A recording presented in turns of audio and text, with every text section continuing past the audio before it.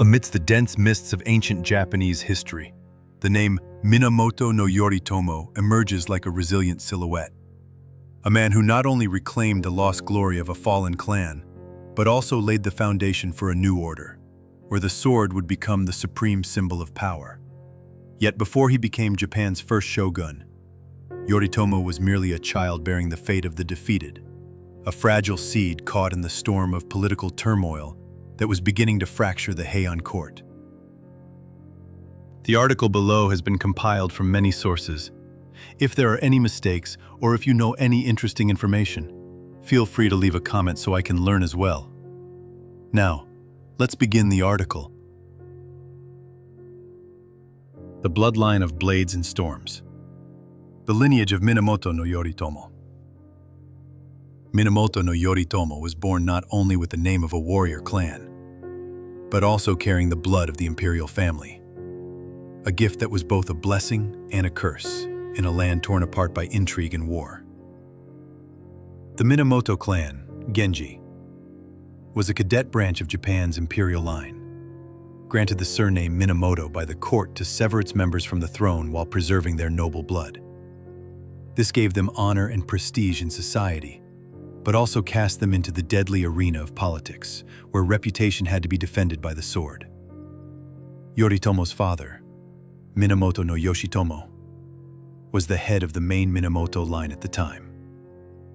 A brilliant yet conflicted general, Yoshitomo once allied with Taira no Kiyomori to suppress rebellion during the Hogen disturbance of 1156. But just a few years later, he turned against that same ally in the Heiji Rebellion of 1159, a gamble that ended in crushing defeat and his own death. Yoshitomo's downfall branded the entire Minamoto house as traitors in the eyes of the court. His sons, including young Yoritomo, became marked targets, survivors only by mercy or luck. Yoritomo's mother, Yura Gozen, was the daughter of Fujiwara no Suenori, a powerful noble from the renowned Fujiwara clan, which held deep influence in the Heian court. Through her, Yoritomo's bloodline blended the martial legacy of the Genji with the political refinement of the Fujiwara aristocracy. In another time, this union might have paved a smooth path to prestige.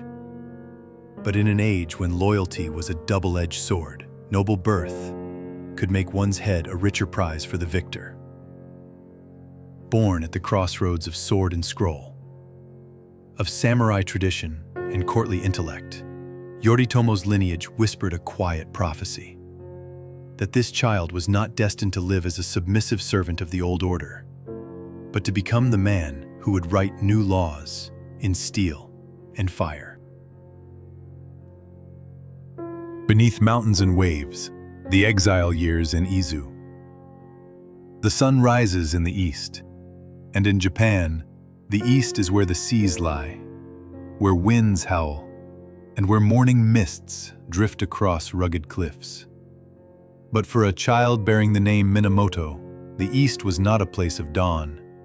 It was the end of all things. After the crushing defeat in the Heiji Rebellion of 1160, the imperial court burned in the fire of war, and the flames consumed every remaining shred of Minamoto pride. Yoritomo's father, the great general Minamoto no Yoshitomo, was slain. His brothers were hunted down and executed. The noble bloodline of warrior aristocrats, once thunderous across Yamato, was now declared traitorous. Roots rotted in the eyes of the victorious Taira. Only a few green shoots survived. Among them was Yoritomo, a boy of just 13. His enemy, Taira no Kiyomori, now the de facto ruler of Japan after seizing the court, chose not to kill him. He didn't need to. A child with no sword, no army, no land. Such a boy was no threat to Kiyomori. And so, Yoritomo was exiled to the far eastern province of Izu, a land of mountains and crashing waves. far beyond the reach of Kyoto's glittering power. Yet it was in this forgotten place that the dream of Minamoto was quietly reborn. Izu was no sanctuary for the vanquished. It was sparse in people, dense in mountains, and battered by a restless sea. Here, Yoritomo lived under the watchful eye of Ito Tsukechika, a local official loyal to the Taira. There were no castles, no loyal retainers, no blades or banners. Yoritomo lived like a commoner, fishing, reading, studying philosophy and religion, clinging to memories of his father's last words.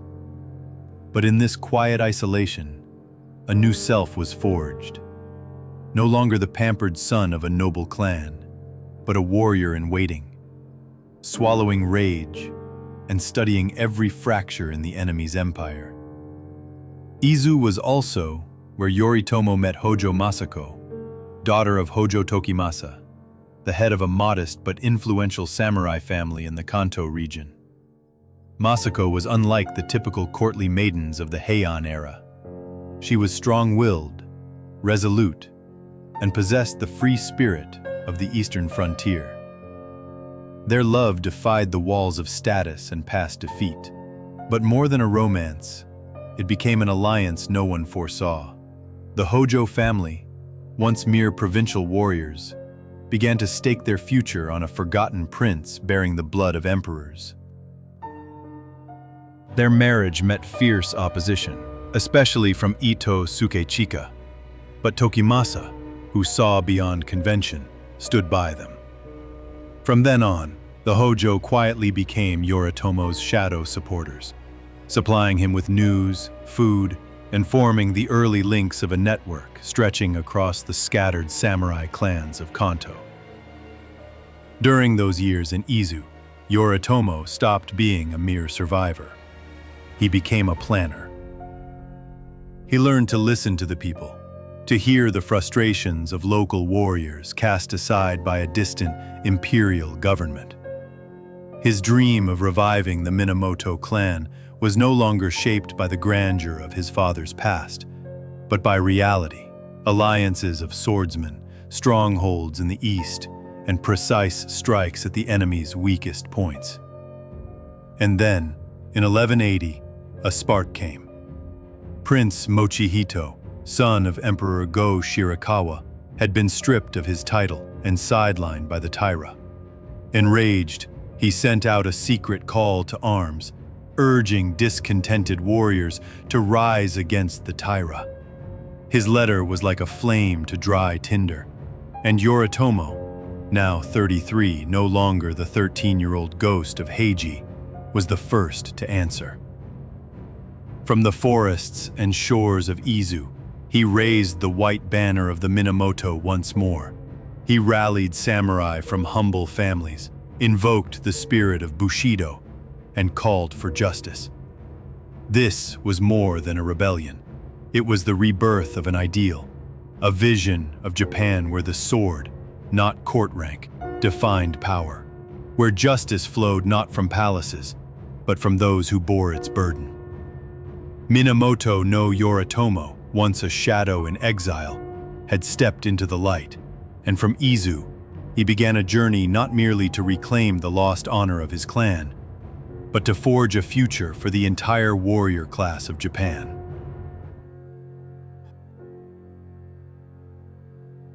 From mountain shadows to the battlefield, the white banner rises in Kantō. As the first light of dawn touched the forest-covered mountains of the Izu Peninsula, a young man of noble blood, long forgotten, stood silently amid the morning mist. 15 years had passed since Minamoto no Yoritomo, son of the great general Minamoto no Yoshitomo, was exiled to this distant land after the Taira clan's brutal purge.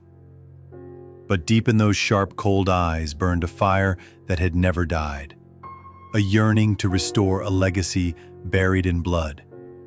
In the year 1180, the realm began to stir. Prince Mochihito, a member of the imperial family disillusioned by Taira no Kiyomori's overwhelming power, issued a call to arms to samurai clans across the land. His letter, fierce in tone, pleading for those loyal to the emperor and to justice to take up arms, was delivered by Minamoto no Yorimasa, an aging yet loyal general, willing to sacrifice himself to rekindle the dying flame of the Minamoto name.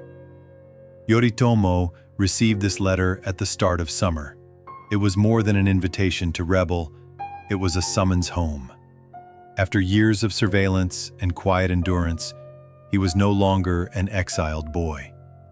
Now, he was a man, one who had tasted defeat, learned to survive among enemies, and understood that such a chance might never come again.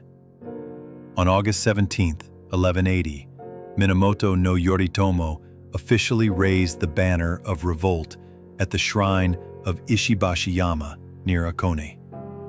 At the time, he had only a few hundred warriors, mostly longtime loyalists and samurai from local clans like Hojo Tokimasa, Masako's father, and a scattering of families from Sagami and Musashi. To the Taira, they were nothing more than a ragged band of rebels. But in history, even mighty waves begin with a ripple. Taira no Kiyomori, still basking in unchecked power, quickly dispatched a large force from Kyoto to crush the uprising. The Battle of Ishibashiyama became Yoritomo's baptism by fire. Under heavy rain and thick mist, his small force was surrounded by more than 3,000 Taira troops. Some allies were slain, others defected.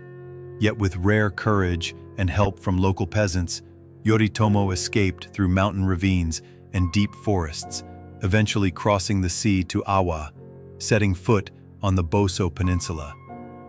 If Ishibashiyama was a loss on the battlefield, it was a victory in the hearts of the people. News that Yoritomo had survived spread quickly through the eastern provinces, awakening doubts among samurai long resentful of the Taira.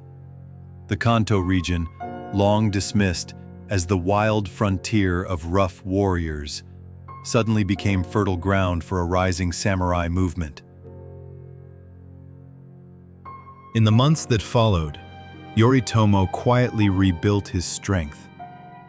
From Kazusa and Shimosa to Musashi, samurai families like the Miura, Chiba, Taira no Tadatsune, a branch hostile to Kiyomori, and especially the Hojo began to rally to his cause.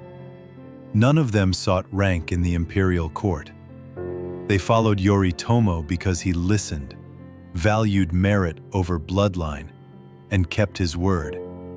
So unlike the proud, aloof aristocrats of Kyoto. Rather than march on the capital, Yoritomo chose a different path. He established his headquarters in an unlikely place, Kamakura, a coastal town shielded by hills and far from the decadent lifestyle of Heian. Here, he not only built a military base, but also laid the foundations of a new form of governance, the Kamakura Bakufu, or Shogunate. This marked the first appearance of a true samurai government, independent of the imperial court, organized by martial law and earned merit. Yoritomo then took an unprecedented step. He submitted a formal petition to the emperor, requesting official authority to govern the eastern provinces, territories the court had previously controlled only in name. This act made him a shogun in practice, though the title had yet to be formally bestowed. Meanwhile, on other fronts, Yoritomo's kin began to take up arms. Minamoto no Yoshinaka, a cousin, defeated the Taira at Kurikara and advanced into Kyoto. Then, a new name emerged, Minamoto no Yoshitsune, a younger brother long separated, whose military brilliance would later become the stuff of legend. It was Yoshitsune who would lead some of the most heroic campaigns of the Genpei War. Yet, Yoritomo's greatest enemy remained unconquered. The Taira still held firm in the west. their naval forces formidable. The war was far from over, but the board had shifted. The Exile had become a leader. The white banner of the Minamoto was no longer a lonely symbol.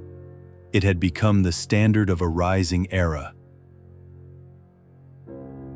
White steel on the bloodied field. The Genpei War and the rise of Yoshitsune. As the spring of 1181 swept across the plains of Kantō, a new wind began to stir, blowing through grasslands and rivers, across mountain ridges, and even into the shadowed corridors of Kyoto's imperial court.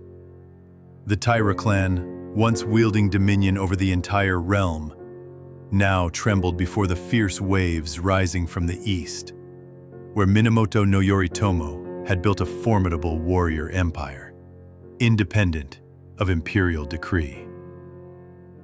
Yet history is not written by political maneuvering alone. Sometimes it carves a name into stone with blood spilled on the battlefield.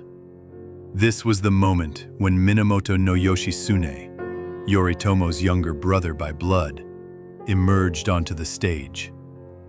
Yoshitsune was not raised in palaces. After the Heiji Rebellion, when he was but a child, he was sent to the temple of Kuramadera to become a monk. Beneath the moonlight and among mountain shadows, between chants of sutras and the clash of secret swordplay, Yoshitsune nurtured a poet's soul and a smoldering hunger for vengeance. When the Minamoto Rebellion broke out, he left the mountains behind to join Yoritomo's cause, bringing with him absolute loyalty and a natural brilliance in war that even seasoned generals could not help but revere. In 1183, Yoshinaka, a cousin from another branch of the Minamoto clan, seized Kyoto after a resounding victory at Kurikata. But triumph revealed his arrogance. He began to rule with heavy hands, disregarded the imperial court, and even plotted to take the emperor hostage. Sensing danger, Yoritomo dispatched Yoshitsune and Noriyori, his two brothers, to march on the capital and confront their own kin. The battle unfolded at Uji, beneath the ancient wooden bridges once soaked in blood during earlier Minamoto uprisings. Yoshitsune, with bold and unorthodox tactics, led his troops across the river and shattered Yoshinaka's disorganized forces. In a single night, Yoshinaka was eliminated, clearing the path for Minamoto unity. But the true battlefield still lay ahead. Thunderblows from the east, Ichi-no-Tani, Yashima, and Dan-no-ura. In 1184, after being driven from Kyoto, the Taira forces retreated westward, establishing strongholds at Ichi-no-Tani, Yashima, and Dazaifu. The rugged terrain, coupled with their formidable naval strength, still made them a force to be reckoned with. But Yoshitsune, guided by a divine kind of instinct and a fearless resolve, would carve out victories so extraordinary that they would be sung for centuries in poetry and Noha drama alike. The Battle of Ichi-no-Tani, near present-day Kobe, unfolded in a narrow strip of land pressed between mountain and sea. While the Taira concentrated their defenses along the plains and shoreline, Yoshitsune led a cavalry unit up the treacherous Hyodori-goe cliff, a path so steep even horses feared to tread. Cloaked in morning mist, he launched a sudden assault from above like a bolt of lightning. The Taira forces panicked, scattering in chaos. Many fled into the sea, only to drown in its depths. A seemingly impenetrable fortress was obliterated in a single morning. Not stopping there, the following year, Yoshitsune struck again, this time at Yashima, a coastal island off Shikoku. He deceived the enemy by lighting false campfires to mislead their scouts, then launched a surprise attack from the rear. The Taira were routed. One of the most famous legends of this battle tells of an archer's feat, Yoshitsune's retainer, Nasu no Yoichi shot down a fan atop an enemy ship's mast, a gesture of elegance amid the brutality of war, cementing Yoshitsune's image as a hero of both valor and refinement. The climax of the Genpei War came on April 25, 1185, in the waters of the narrow strait of Dan-no-ura. It was the greatest naval battle of the era, where nearly the entire remaining force of the Taira confronted the Minamoto fleet. At first, the Taira navy, skilled and seasoned in sea warfare, held the advantage. But once again, Yoshitsune proved his genius. He ordered his fleet to break into smaller groups and focus their assault on the enemy's command ships. Simultaneously, through espionage, he persuaded Taguchi Shigeyoshi, a Taira general, to defect mid-battle. In an instant, the tide of war turned. When the Empress Taira Tokuko, carrying the young Emperor Antoku, realized all hope was lost, she leapt into the sea with her son and the imperial regalia, the sacred treasures of the throne. The Taira were no more. Their crimson warships, once gleaming beneath the sun, were swallowed by the waves, leaving behind only blood, silence, and sorrow. When the summit becomes an abyss, the tragedy of Yoshitsune and the birth of the Kamakura Shogunate. The Genpei War had ended. The Taira clan, once a symbol of power and splendor for more than 2 decades, had sunk to the bottom of Dan-no-ura, taking with them their final dreams of glory. In Kyoto, people sang of Yoshitsune as if he were a mythic hero. Children played at fan shooting. Artists danced to rhythms inspired by the victory at Yashima. But far to the east, in Kamakura, among forested hills, Minamoto no Yoritomo did not smile. Yoritomo knew too well. History rarely tolerates stars that shine too brightly beside one another. Yoshitsune, now adored across the land, had once dealt directly with the emperor and Kyoto's aristocracy, connections that made him a threat to the delicate authority Yoritomo had so carefully forged. And so, an arrest warrant was issued. No hearing, no chance for defense. Yoshitsune, the same man who had scaled cliffs to crush the Taira, now found himself fleeing into the wild, carrying the pain of betrayal from his own brother. He made his way from Kyoto to the distant north, to Oshu, seeking refuge with Fujiwara no Hidehira, a lord who had long admired his genius. There he tasted a fleeting peace, training soldiers, teaching poetry. But his gaze was always alert, like a wounded beast sensing the hunt. The end was not far behind. After Hidehira's death, his son, Fujiwara no Yasuhira, bowed under Yoritomo's pressure. He surrounded Yoshitsune's sanctuary.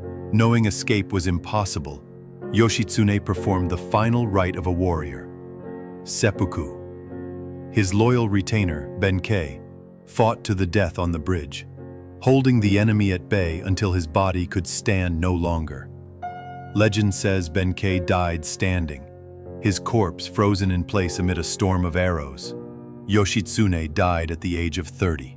A brilliant mind, a genius of war, brought low not by sword or spear, but by suspicion in the heart of kin. His tale became a mournful legend, passed through history, literature, and theater, a symbol of loyalty and tragic fate. The General Without a Cap. Yoritomo and the formation of the shogunate. When news of Yoshitsune's death reached Kamakura, Yoritomo showed no emotion. His path had already been calculated. Not long after, in 1192, under the title Sei Tai Shogun, Barbarian Subduing Great General of the East, Yoritomo was appointed shogun by the emperor, marking the official birth of the Kamakura Shogunate, Japan's first military government. Unlike the Heian court, which relied on ritual and aristocratic scholars, the Kamakura Shogunate rooted its authority in the Bushido Code, the martial way of the warrior, and in the bonds of loyalty between lord and vassal. Yoritomo decentralized imperial power, establishing a new system of provincial military governors, Shugo, and estate stewards, Jito, to manage lands and collect taxes. The imperial court still existed in Kyoto, but real power had shifted, irreversibly, to Kamakura. Yoritomo ruled with an iron hand and a calculating mind.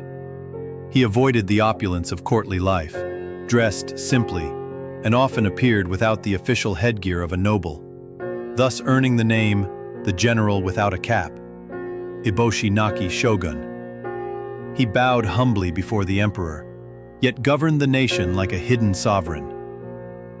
Under Yoritomo's leadership, Japan entered a new age, the age of the samurai, where the sword spoke louder than scrolls, and loyalty became the supreme virtue.